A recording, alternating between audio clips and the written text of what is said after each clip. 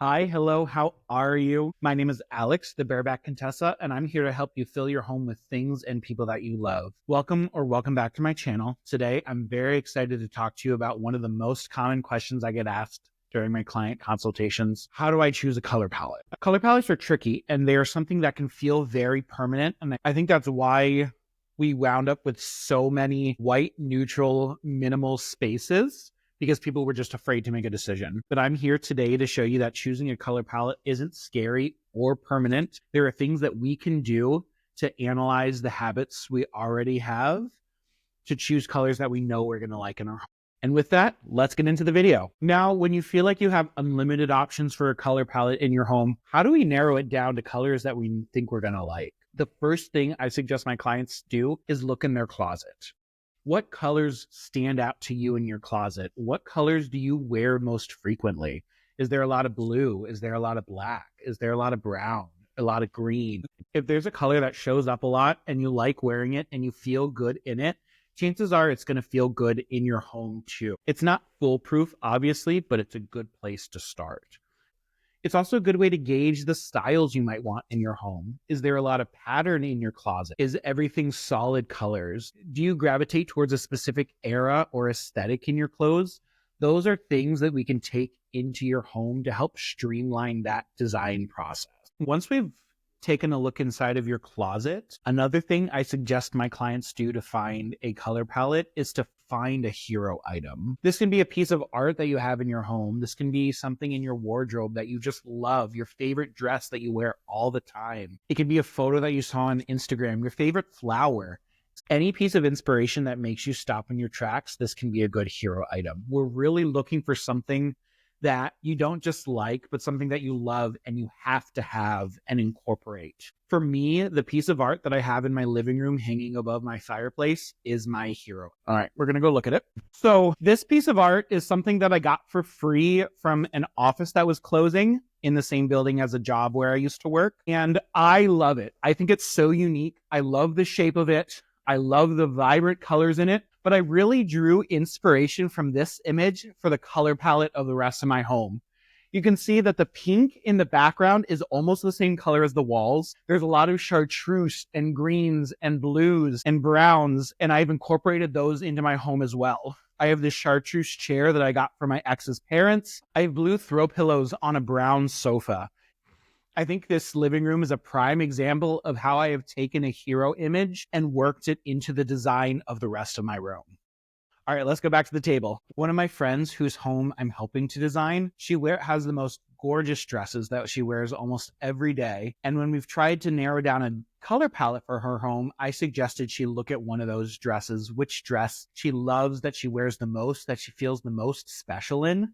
And we take some of those colors to incorporate into her home. And inspiration can come from everywhere. Look through your camera roll. Did you go on a trip that felt particularly inspiring? Do you have a photo of some flowers in nature that really inspire you?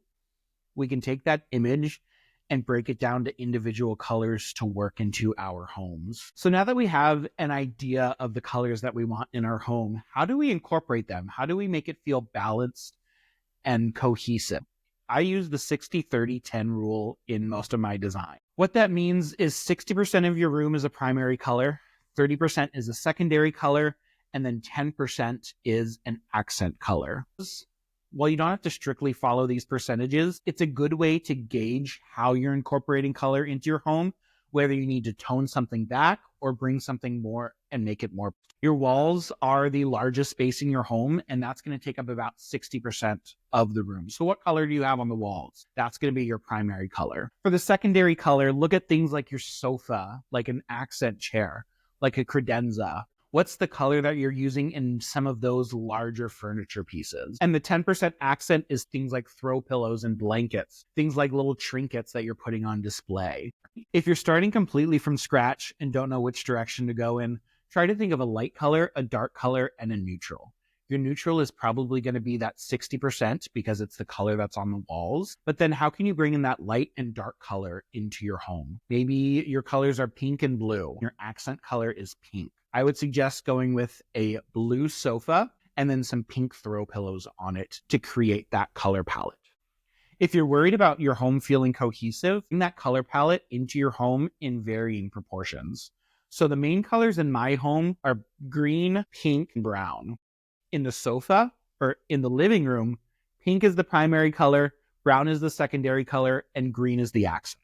In the dining room where I am, green is the primary color, brown is the secondary, and pink is the accent color. In the bedroom, it's the same thing. I play around with those three colors in different proportions. The other thing to think about is shade and saturation. Maybe in the living room, you have a light sage green that's more of a pastel, but in the dining room, you want to bring in more of a jewel tone and emerald green. That is another way to play with those colors in your home. Have your color palette feel cohesive, but still different and exciting based on the room and the vibe that you want to achieve. If you struggle with visualizing how different colors work together, which is something that I do, I strongly suggest this app called Coolers. It is a color palette generator, and it's a game changer. You can input a specific color, say this green in my living room, I can find the hex code for it and create a color palette around there, or I can pull completely from scratch. If you have that that image we've talked about, you can plug those colors into the generator and it will give you some additional colors to work with. It's a great way to visualize and understand how different colors work together when you're just not sure. As you're starting to play around with colors in your home, start small. Start with things that are easy to change out if you don't like them. Things like throw pillows, throw blankets, small pieces of artwork, and accessories around your home. Thrift some fun art to bring in some color, or maybe paint a piece of furniture that you found on Facebook Marketplace. Side note, while painting a room seems like a large undertaking, it is one of the cheapest and easiest ways that you can transform a space.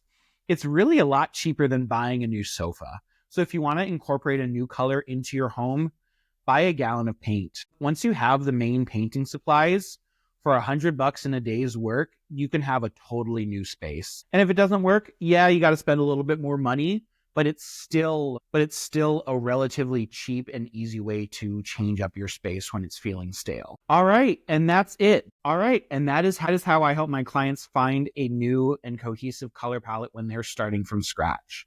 If you have any other questions, please drop them down below and I'll answer them. If you got something out of this, be sure to like and subscribe and share with a friend.